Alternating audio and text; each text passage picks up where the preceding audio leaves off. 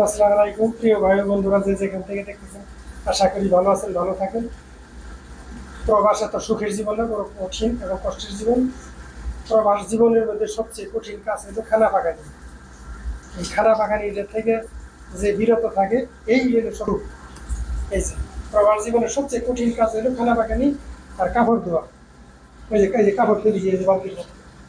এই যে প্রবাস জীবনের সবচেয়ে কঠিন কাজ হলো খানা পাকানি এবং কাপড় ধোয়া। বিরাট এটা কষ্টের কাজ। যে যেখান থেকে দেখতেছেন ভাই বন্ধুরা, আপনারা মনে করেন যে প্রবাস জীবনটা বড় কঠিন, সহজ এবং সুখের শান্তির জীবন, আসলে তা না। প্রবাস জীবনটা বড় কষ্টকর জীবন। 30 বছর ধরে কষ্ট করতে করতে করতে করতে মাথায় কাম করে দেয়, বুঝছেন? আমরা কষ্ট করে টিহা পাঠাই, হ্যাঁ, আর এই টিহা গেলে বাংলাদেশে গেলে রেমিটেন্স করে জায়গা। আর প্রবাসীদের যে কত ধরনের জ্বালা যন্ত্রণা, কত ধরনের অসুবিধা আছে।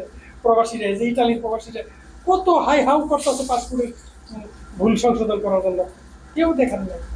প্রবাসী রেমিটেন্স যোদ্ধা, আমরা হইলাম রেমিটেন্স যোদ্ধা। সাইনবোর্ডে লিখে দেন রেমিটেন্স কুত্তা, তুই বড় কুকুর বন্ধু।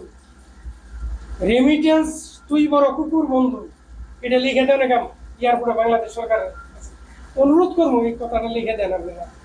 আসসালামু আলাইকুম, ভালো থাকেন, সুখে থাকেন। বড় কঠিন জায়গা, প্রবাসে তো সহজ না। রান্না করছেন, এই যে, হ্যাঁ, এই যে দেখেন খানা ঠান্ডা পাকাইয়া এত সহজ না, কঠিন জীবন। ভালো থাকেন, সুখে থাকেন। আসসালামু আলাইকুম।